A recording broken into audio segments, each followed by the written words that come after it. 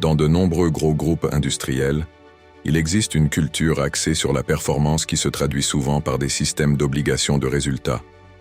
Ce système, qui peut être comparé à une carotte destinée à faire avancer un âne, joue un rôle crucial dans la motivation et le contrôle des responsables. Système d'obligation de résultats. L'idée derrière l'obligation de résultat est simple.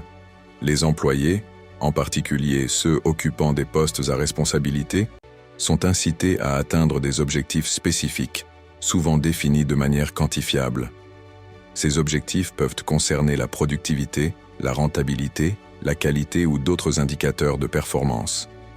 Lorsqu'un responsable atteint ces objectifs, il peut bénéficier de primes, de promotions ou d'autres formes de reconnaissance qui renforcent son engagement envers l'entreprise. Cependant, cette approche peut être manipulée de manière subtile. Lorsque la direction estime qu'un responsable n'est plus en phase avec les besoins de l'entreprise ou qu'il ne peut plus atteindre les résultats escomptés, les objectifs fixés peuvent être ajustés. Ces nouveaux objectifs peuvent être délibérément inaccessibles ou beaucoup plus ambitieux que ceux précédemment établis. Cela crée une pression énorme sur l'individu et peut servir de justification pour une rétrogradation, un changement de poste ou même une incitation à la démission. Conséquences des dérives. Les dérives de ce système sont multiples. D'abord, l'augmentation soudaine et substantielle des exigences peut démoraliser les employés, engendrant une baisse de motivation et un sentiment d'injustice.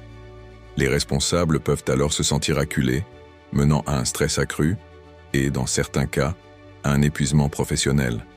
De plus, la promesse de primes et d'incitations financières peut pousser les employés à surcharger leur travail pour atteindre des objectifs irréalistes. Cette surcharge peut nuire à la qualité du travail, créer une atmosphère de concurrence malsaine entre collègues et finalement nuire à la culture d'entreprise. Les employés peuvent être tentés de prendre des raccourcis pour atteindre ces objectifs, compromettant ainsi l'éthique et la durabilité de l'entreprise. Conclusion. En conclusion, le système d'obligation de résultats, par ses dérives, peut avoir des répercussions négatives tant sur les individus que sur l'organisation elle-même. Une pression trop forte pour atteindre des résultats peut conduire à des comportements contre-productifs et à une détérioration de la qualité de vie au travail.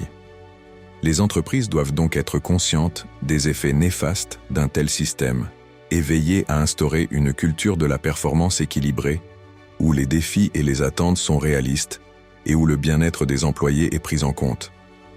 Au-delà des primes et des incitations financières, il est essentiel de promouvoir un environnement de travail sain qui encourage la coopération, l'innovation et le développement personnel.